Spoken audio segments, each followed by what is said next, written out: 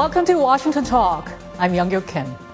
On the heels of U.S. President Joe Biden's visit to South Korea and Japan, North Korea fired a number of missiles, including an apparent intercontinental ballistic missile, marking its 17th show of force this year. And both the U.S. and South Korean governments are assessing North Korea will likely conduct its 7th nuclear test soon. Today, we'll discuss these and more.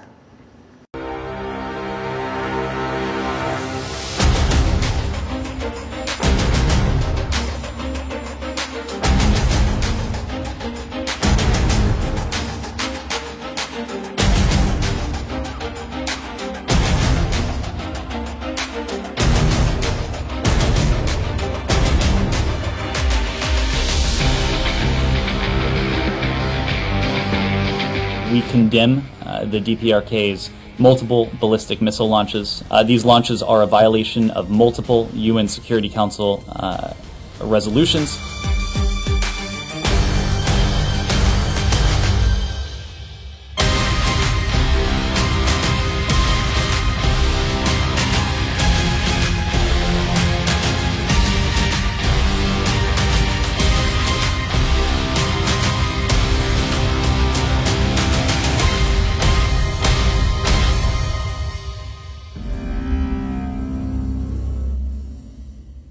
In the studio with me is Robert Gallucci, distinguished professor in the practice of diplomacy at Georgetown University. He was U.S. Ambassador at Large and Special Envoy for the U.S. Department of State. Ambassador Gallucci also served as the North Korean chief negotiator. Also joining me is Scott Snyder. Mr. Snyder is Senior Fellow for Korea Studies and Director of U.S.-Korea Policy at the Council on Foreign Relations. His book, South Korea at the Crossroads, examines the trajectory of South Korean foreign policy. Welcome to the studio. Really good to have you both today. Thanks for having us. Thank you. So first of all, Ambassador, North Korea fired a number of missiles right after President Joe Biden wrapped up his visit to South Korea and Japan. A lot of people have been expecting this to happen. So do you think this means North Korea did want to get some attention from the U.S. side? I took the North Korean ballistic missile tests as more of the same of what we've seen over decades before, that the North speaks in a number of different ways, and one of the ways they speak is with tests of their military capability. And for the President of the United States to show up in Northeast Asia on the Korean Peninsula, the North Koreans will comment on it, and their comment is, as usual, we have the capacity to do harm, we have a military capability, we can deter you, we can manage security issues, etc. And all the usual in terms of a North Korean message. I didn't see it as anything terribly unusual. Mm-hmm. Mr. Snyder, North Korea fired different kinds of missiles this time, including ICBM. Do you think North Korea wanted to show off that it has capability to attack South Korea as well as the United States? I think it's a reasonable supposition that that may have been the intention behind the different ranges of the tests, that the ICBM was aimed as a message toward the U.S. And the shorter range missile tests may have been aimed at South Korea. Ambassador, you earlier said this latest test wasn't that different from the other previous tests, but the way they waited until President Biden left, did they wait, actually, do you think?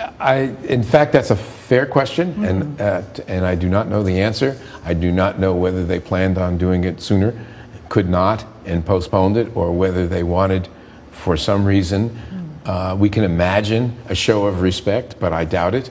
I just don't know if there's a message in there for us. I think the basic message is the missile test itself, and that is, I think, as Scott said, that's a message to the threat that they pose both to the United States directly through ICBMs and to those neighbors in the region, beginning with the Republic of Korea. Yeah, so maybe what's really interesting about this is that President Biden did speak directly to North Korea during the trip. He said hello, period. and the North Koreans chose not to respond verbally or to send any gestures, but rather to take some actions. And so I do think that that is maybe indicative of where North Korea seems to be at this point, in that it doesn't seem like they're really open to a conversation. Mm-hmm. Meanwhile, President Yoon ordered measures to ensure the U.S. extended deterrence commitment to South Korea. And according to South Korean officials, U.S. and South Korea's defense chiefs did agree to further strengthen the combined defense posture and further reinforce the U.S. extended deterrence. Ambassador, at this stage, what would be the appropriate measures from the U.S. side in order to ensure the extended deterrence? I'm sure this was part of the president's visit to shore up that deterrent, that extended deterrent to our allies. Certainly Japan and the ROK, and also Australia, to make clear that there should be no ambiguity.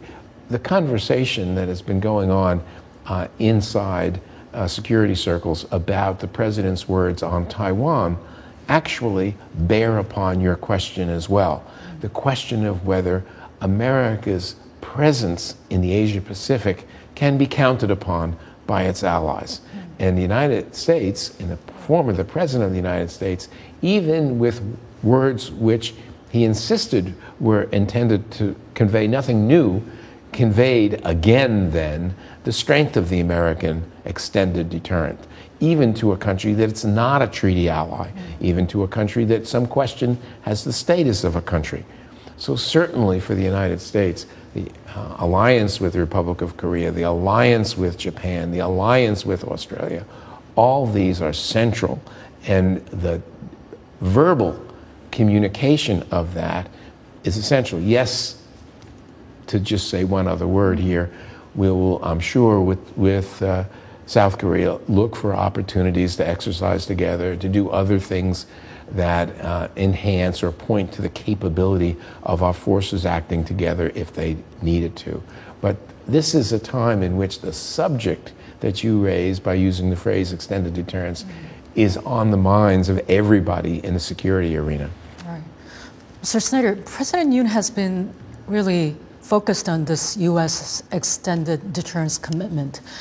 What can South Korea expect from the U.S.? Well, so far what has been promised in the joint statement is participation in this extended deterrence strategic dialogue, and also references to possible more active presence of U.S. strategic assets. But I think that, you know, while Yoon and Biden are really trying to show a united front and show the cohesion of the alliance, this is also an area where I think that there is probably a rather dynamic discussion, because South Korea, in some cases, may look for things that the U.S. is not willing to provide in terms of commitments or signals. It is an area where we also know there are South Korean public expectations and pressures that have been gradually ramping up over time with regard to exactly what does South Korea do while the North Korean nuclear capability continues and endures now for over 15 years. And some analysts argue that if there is stronger response from the U.S. and South Korea toward the North Korea's provocation, it could give even more reasons to North Korean people to go further with its provocations. Do you agree with that view? Well, I'm one who believes that the North Koreans have already set their course and they know what they intend to do, and the signals that they have sent are that they intend to do what they're going to do regardless of what the U.S. and South Korea do. And so I don't think that there is necessarily a response on the U.S. and South Korean side that is going to particularly trigger any different North Korean response. It could trigger possibly a kind of heightened North Korean response, but actually the greater risk is on the downside in terms of what North Korea might perceive from too weak a response from the U.S. and South Korea. Ambassador, your thought about this? I want to embrace ignorance here, and my own ignorance, which is to say I don't know what the leadership in the North, what Kim Jong-un has in mind in terms of the ultimate development of its nuclear weapons capability, and particularly its ability to deliver those nuclear weapons with ballistic missiles, and particularly intercontinental range ballistic missiles. I don't know where this is ultimately headed. I do know, though, that the American military establishment, along with the ROC and the Japanese and others in the Asia-Pacific region, are watching very carefully. And I don't think that the North Korean moves will be left unmatched. In other words, I think there will be reactions in either declaratory policy, cooperation between the U.S. and the ROC, exactly the kind of thing that the North Koreans most bitterly complain about. They're likely to see more of as a result of this behavior. Both the U.S. and South Korean governments assess North Korea's 7th nuclear test could be imminent, as it was confirmed North Korea has been testing a nuclear triggering device. Ambassador, will this test take place? And whenever we see activities around the tech site, we imagine that test is possibly imminent. It's true that, and we ought to put this in some context, that countries with nuclear weapons have an establishment that produces those weapons who like to test components of the weapon or a weapon at full yield. So I wouldn't be surprised if there is some, if I'll use this word with quotes, pressure coming from the nuclear weapons establishment in North Korea for additional testing. Obviously, the significance is not only in the confidence they would have in the weapon, but also in the political statement, because a nuclear weapons test, for some at least, is a bit more provocative and dangerous than is yet another, an 18th ballistic missile test, right? This would be something different and something more provocative. So I don't know what the North Koreans have in mind. I do know that we'll be watching very carefully, and I would imagine particularly the establishment will be looking, the national security establishment will be looking with our allies for ways of reacting that demonstrate our willingness not to be intimidated, but to respond in some way. But if they do test the 7th nuclear test, it does really give them leverage for future possible negotiation. It's not deniable, is it?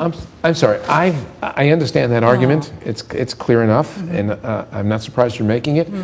It's never been appealing to me. Yet another nuclear weapons test. The first one, yes, they become a nuclear weapons state in a de facto sense, not a political sense, but a de facto sense. But yet another test, we know what happens in these tests. We know the components, particularly if they have multi-stage weapons, if they have indeed developed thermonuclear weapons, then there are components they would want to test, particularly the primary. And if they're trying to figure out how to fit this weapon to the nose cone of a ballistic missile, there are more things they want to do in terms of size and weight and other parameters of the weapon that they would want to manipulate and they'd want to test to make sure they work. So this all makes, in the world of nuclear weapons development, sense in that sense, wholly apart from the leverage which they could imagine they would have in negotiations. I don't think another test gives them more leverage, actually. We understand that they have nuclear weapons. We understand they probably work. We understand they don't have the credibility of, say, the nuclear weapons of Russia or China or the United States, but they have nuclear weapons. They don't need to do any further to get that leverage. Mr. Snyder, so even if they do test the 7th nuclear weapon, it wouldn't have as much as impact when they did it for the first time. Do you agree? It probably wouldn't have as much of an impact as the first test necessarily, but it doesn't necessarily mean, Ambassador Gallucci has laid out a set of technical rationales for why North Korea might do this. And earlier he provided context for the broader environment, but I think we've got to go back to the context. There's an open breach in terms of Russia's invasion of Ukraine.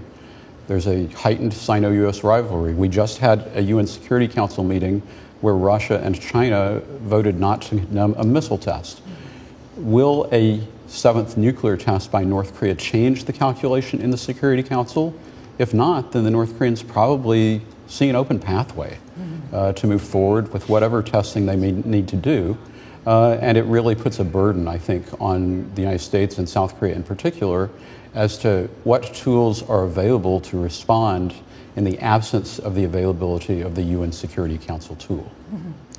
Then what I'm curious about is how will China respond if the seventh nuclear test happens? Well, China would be tested most by a seventh North Korean nuclear test in terms of how it deals with the Security Council. And I think that a lot of people probably maybe have been counting on and hoping that China would come back into alignment with the U.S. at the Security Council in that event. But I think that the basis for having that hope or expectation has been declining persistently over time, over the course of the past 2 years. And it's not, I don't think that it's guaranteed that China is going to change its position. Ambassador, you earlier talked about UN, how China vetoed new UN sanctions. I have to say, for me, the way I took, Scott, the way I took the vote, it was Russia and China colluding and deciding that the main game right now was in Europe, and they wanted to demonstrate that the United States could not, as it has in the past, look to China for, quote, help with Pyongyang. That right now the issue that's in front of China and Russia is America's support for Ukraine's resistance to the Russian invasion. And China is still standing with Russia. And what we just saw at the UN was a manifestation that even the question of how they look at and we would look at them looking at North Korea will be viewed through the lens of the close ties between Russia and China over Ukraine. This is, I think, was a Ukraine vote, not a North Korea vote.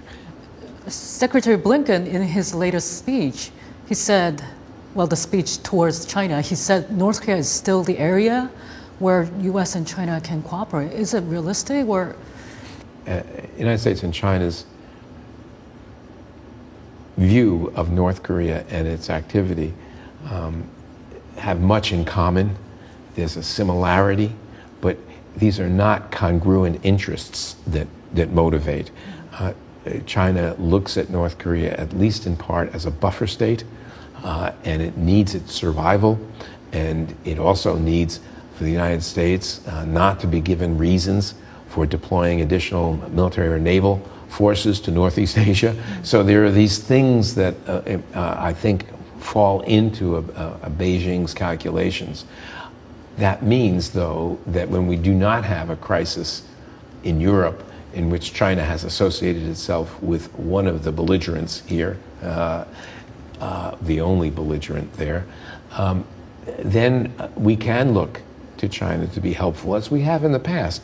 And we have some reason to believe that on occasion the Chinese have been helpful. And it's partially because the North Koreans have done things that have annoyed, and that annoyed is in quotes, it's more than annoyed Beijing. So I don't think we take the vote as a representation of a fundamental change in Chinese interests in having the situation in Northeast Asia managed in such a way that it does not become a legitimizing factor in America's military and naval presence in the region. Anything to add? I would say that the geopolitical lens through which China looks at its interests as related to the Korean Peninsula has enlarged. And so for the U.S. and China to cooperate on North Korea, it would be necessary for Biden and Xi to talk and agree to carve out North Korea as an interest that they share that is separate from the broader competition. And my assessment of the likelihood of that happening right now is that it's low. Ambassador, what will be and what should be the U.S. response when North Korea's possible nuclear test take place? I think the United States has to continually cultivate its alliances in the region. This is the basis for America's policy and the support for its interests in the region. So that I think there has to be no ambiguity, or there has to be everything done to prevent ambiguity from arising over America's commitment to its allies. That extended deterrence that you referred to before needs to be firmly reaffirmed. We may need to do that in a more manifest physical way. Indeed, as I said before, even with some things which we know annoy the leadership in Pyongyang, but they need to be reminded, not only are we trying to reassure our allies, but we're also trying to deter a potential adversary. And they need to understand that we are intent on doing that. Well, I think the extended deterrence agenda is the portion that the U.S. and South Korea have under their control to be able to project to North Korea, and it's reasonable as a response, but we're still looking for the ability to turn off North Korea's testing and to prevent North Korea from continuing on this military development emphasis that they have been holding on to for so long. And that, I think, those manifestations of military development are where the perceptions of risk are generated, and why North Korea remains such a big challenge, because it means that their threat capacity is growing. Do you think this provocation cycle will continue for a while then? Regardless of what happens, I think that in order to get back to any kind of dialogue with North Korea, it's probably inevitable that we will face some kind of crisis. That's been the pattern, especially with conservative administrations in Seoul. And the question then becomes, what will be the shape of potential interaction following that crisis? And Ambassador, I know you don't like to guess, but I still have to ask you. No, look, a crisis is always possible in Northeast Asia. We'll just start with that. After that, I would say that both the DPRK and the USA are busy right now. The DPRK, if my reading is leading me in the right direction, is very much focused on the pandemic threat in the North, as well they should.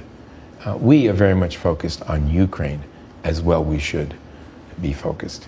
So this is not an ideal time for, at least in the American administration, to launch a new diplomatic effort aimed at solving an old political military problem. There may come a time when we can refocus a bit and take account of what's happening in Northeast Asia and try to find out what audacious means when used by a South Korean president. So I hope there's going to come a time when we can re-engage, but we may be going through some difficult times of signaling, like through ballistic missiles, nuclear weapons tests, and sanctions, et cetera, or exercises. North Korea is not stopping from advancing its missile and nuclear programs and going according to their own schedule and pace. And the questions remain until when this will continue and what will happen if and when North Korea does test another nuclear weapon. Ambassador and Mr. Snyder, thank you so much for your time today. Thank you. And that does it for this week's Washington Talk from Voice of America. Please join us again next week for more analysis.